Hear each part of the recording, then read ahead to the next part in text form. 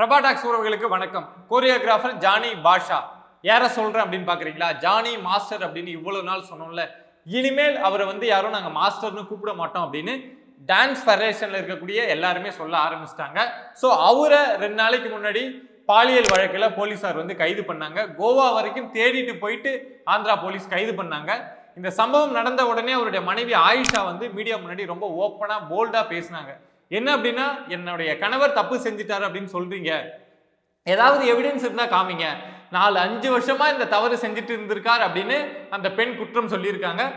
Evidence இருந்தா காமிங்க. Evidence இருந்தது, அது உண்மை அப்படின்னு ப்ரூவ் பண்ணப்பட்டது அப்படின்னா நான் இந்த ஜானி பாஷா கூட இருக்கக்கூடிய இந்த திருமண வாழ்க்கையை முடிச்சிட்டு நான் வெளியில போயிடுறேன் அப்படின்னு ஆயிஷா சொல்லியிருந்தாங்க. ஆனா இப்போ என்ன உண்மை தெரிய வந்திருக்கு அப்படின்னா, அந்த ஆயிஷாவுக்கும் இந்த வழக்குல தொடர்பு இருக்கு அப்படிங்கிற விஷயம் தான் தெரிய வந்திருக்கு.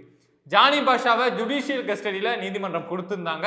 ஸோ அதுல விசாரணை அப்படிங்கிறது போயிட்டு இருந்தது. அந்த விசாரணையில தான் ஜானி பாஷா அந்த கம்ப்ளைண்ட்ல கொடுக்கப்பட்ட விஷயங்கள் எல்லாம் உண்மைதான், அந்த பெண்ணை நான் பாலியல் துன்புறுத்தல் பண்ணதும் அந்த பெண்ணை தாக்கி என்னுடைய இச்சைகளுக்கு பயன்படுத்திக்கிட்டதும் உண்மைதான் அப்படிங்கிற விஷயத்த ஜானி பாஷாவே கன்ஃபெஷன் ஸ்டேட்மெண்ட்ல ஓப்பனா சொல்லிட்டார். அந்த பெண் சொல்லியிருந்தாங்களே அவங்களுடைய கம்ப்ளைண்ட்ல, என்ன 16 வயசுல இருந்து ஒரு துன்புறுத்தினார், 5 வருஷமா இது நடந்தது, நான் முடியாதுன்னு சொல்றப்போ என்ன தாக்கி துன்புறுத்தினார் அப்படிங்கிற விஷயத்தெல்லாம் அந்த பாதிக்கப்பட்ட பெண் அவங்களுடைய கம்ப்ளைண்ட்ல கொடுத்திருந்தாங்க. அந்த விஷயம் எல்லாம் உண்மைதான் அப்படிங்கிறத இப்போ ஜானி பாஷாவே ஒத்துக்கிட்டார். இதுல இன்னொரு கூடுதலான ஷாக்கான விஷயம் என்னன்னா, அந்த பெண்ணை ஜானி பாஷா துன்புறுத்தினார், பாலியல் ரீதியா அத்துமீறல் செஞ்சார்ல, அந்த சம்பவங்கள் நிறைய முறை நடக்கிறப்போ அங்க ஜானி பாஷாவோட மனைவி ஆயிஷாவும் இருந்திருக்காங்க அப்படிங்கிறது தான் உண்மை. அவங்க அந்த பெண்ணை தாக்கி இவர் அதை மாதிரி செய்யறப்போ அவங்க கூட இருந்திருக்காங்க அப்படிங்கிற விஷயமும் தெரிய வந்திருக்கு.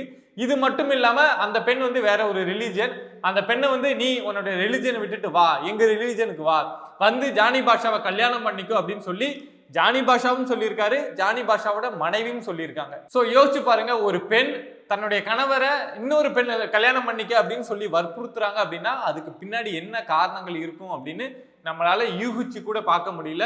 ஸோ இப்போ இந்த வழக்குல ஆயிஷாவும் குற்றவாளி அப்படிங்கிற, அதாவது இந்த வழக்குக்குள்ள இருக்காங்க அப்படிங்கிற விஷயம் தெரிய வந்துருச்சு. சாதாரண பாலியல் வழக்கா இருந்த பிரச்சனை இல்லை, இந்த வழக்கு போக்சோக்குள்ள வர்றதுனால ஆயிஷாவுக்கும் இதுல பெரிய தண்டனை, பெரிய குற்றவாளி அப்படிங்கிற அந்த இடம் கிடைக்கும் அப்படிங்கிறது தான் உண்மை. போக்சோவை பொறுத்த வரைக்கும் ஒருத்தவங்க பாதிக்கப்படுறாங்க அப்படின்னா அதை பார்த்துட்டு அது தெரிஞ்சும் அதை கண்டுக்காம இருக்கிறதே பெரிய குற்றம்.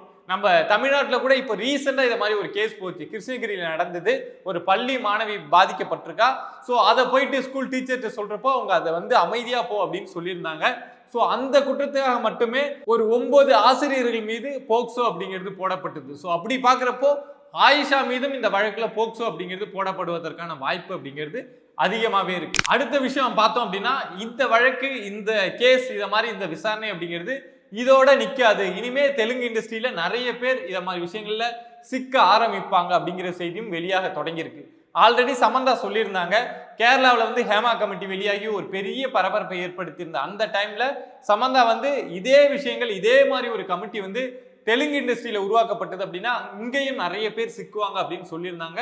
ஸோ அதுக்கான ஒரு தொடக்க புள்ளியா நம்ம இந்த விஷயத்தை எடுத்துக்கலாம்.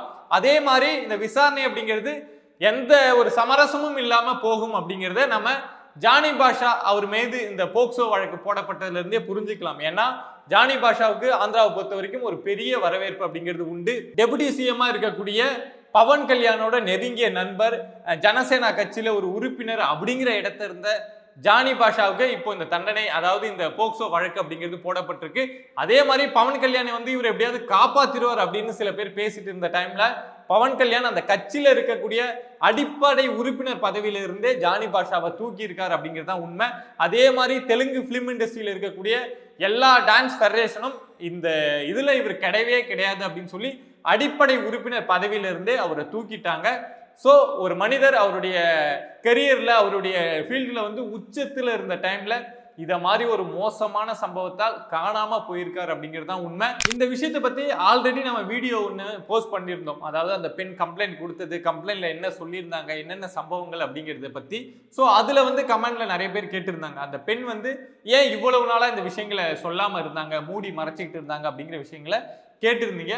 ஸோ அந்த பெண்ணுக்கு இந்த சம்பவம் தொடங்குறப்போ வெறும் 16 வயசு.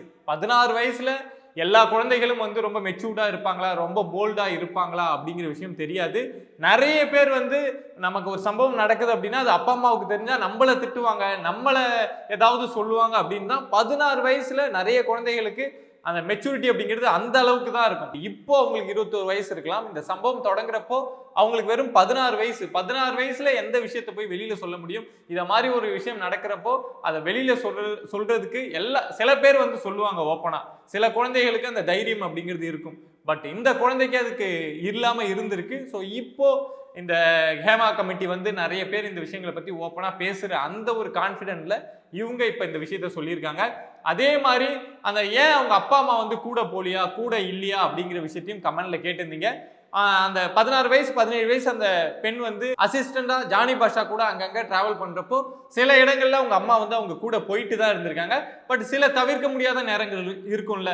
ஸோ அந்த டைம்ல எல்லா நேரத்திலையும் போயிட முடியாதுல்ல. அதே மாதிரி நேரங்கள்ல என்ன பண்ணுவாங்க ஒரு அம்மா, யாரு மாஸ்டரோ யாரு ஆசிரியரா இருக்காங்களோ அவங்க கிட்ட தான் நீங்க என்னுடைய குழந்தைய பாத்துங்க, பத்திரமா கூப்பிட்டு போயிட்டு பத்திரமா கூப்பிட்டு வாங்க அப்படின்னு சொல்லுவாங்க.